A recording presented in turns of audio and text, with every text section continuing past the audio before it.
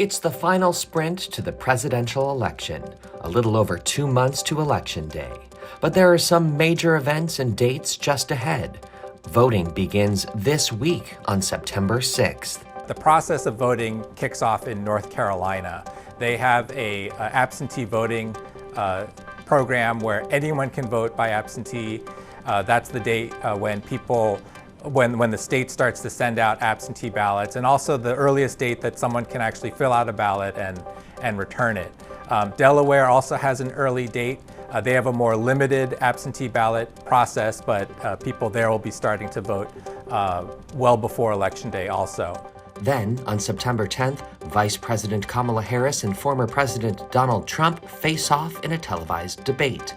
This debate has been highly anticipated by just about everybody paying close attention to the presidential race, and it's something that both Trump and Harris have been saying that they wanted to do. In a lot of their campaign appearances and speeches along the trail, both Trump and Harris have talked about wanting to have that one-on-one moment with each other. And let's not forget, the only other presidential debate that's happened in the general election cycle was pretty pivotal. Attention turns back to Trump's legal issues on September 18th when he's expected to be sentenced in his New York hush money case. This sentencing hearing brings back into the forefront Trump's legal jeopardy. This is the only one of the 4 criminal cases that he's faced that reached a trial, and so if Trump is indeed sentenced on September 18th, it will be the first and only time this year that he will be facing a judge and receiving some sort of sentence as a result of a criminal conviction.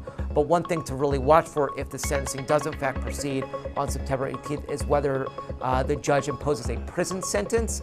That's certainly an option. We don't yet know whether the Manhattan District Attorney's Office is going to recommend that or what the judge is going to do, but that's going to be a real significant thing to watch in the weeks ahead.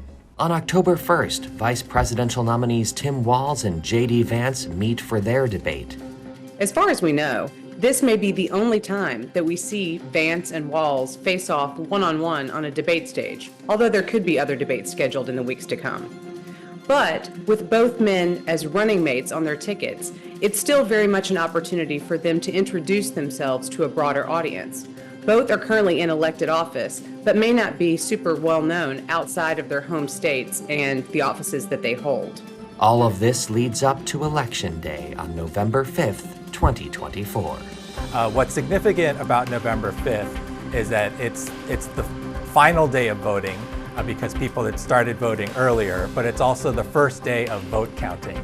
So it's kind of the demarcation point between when people vote and when the vote starts to get counted.